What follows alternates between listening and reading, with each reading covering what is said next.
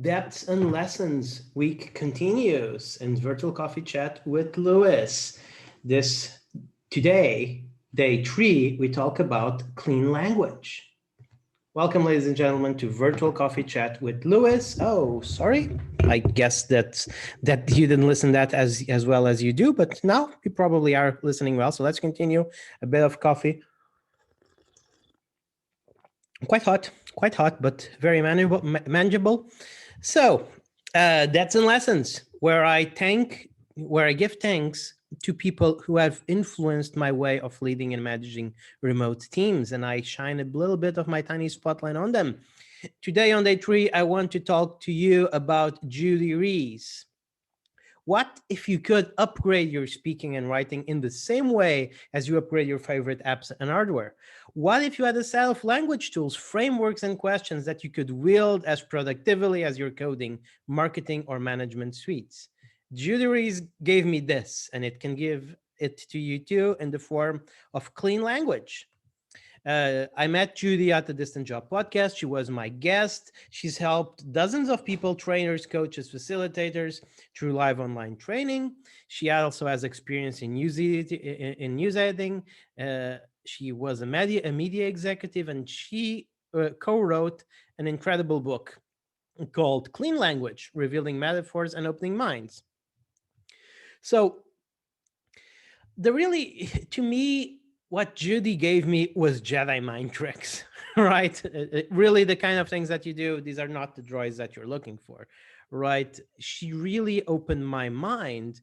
I mean, as a writer, I knew that words had power, but I mostly used words inward, right? I mostly used writing as a way to clarify my own thoughts, to think really, as a way to outsource some of the some of the thought capacity from my brain to the page, to the hand, to the writing. It was a way for me to organize ideas. But Judy challenged me to take that further, through our work and through our conversation.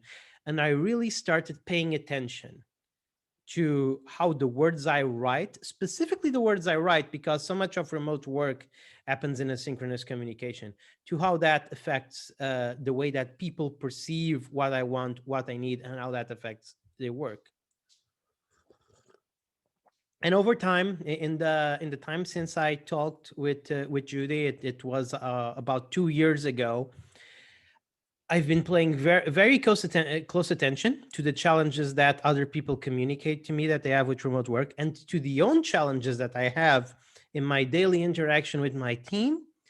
And 90% of the time, I look at it, even when it's not me, even when it's a problem between two people that are unrelated to me, but somehow one of them talks to me about the problem. 90% of the time, it's unclear language. It's amazing, but if I would have to choose a single source of conflict, a single source of problems in remote working, I would say it's because someone did not write clearly. Someone was in a rush or tired or whatever, and they didn't write some clearly. And in their mind, this happens to me all the time. In my mind, I expect the other person to mind read me, right?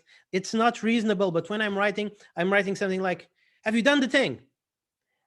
And the other person has a lot of things in their plate, and probably more than one were given by me.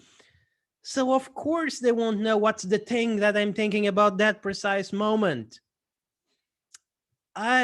It's amazing when if you listen to my conversation with Judy, if you read some of her works, a lot of times you'll catch yourself writing stuff that requires the other person to mind read. And it's amazing how I wasn't aware of this in the past.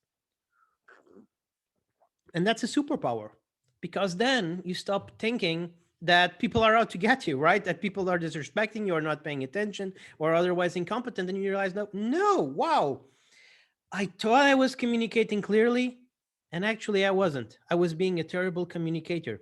And talking with Judy gave me that insight, helped me be mindful about that, and helped me change and how to do better. And now I can say, when I'm writing a message, even if it's a simple message over Slack, I'm very careful in my communication. I always include a why, what, who, when, how.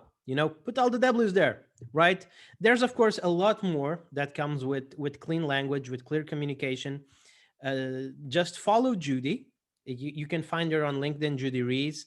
I'm actually not quite sure about the Twitter, but I'll ask my team to put it in the show notes, in the virtual coffee chat notes,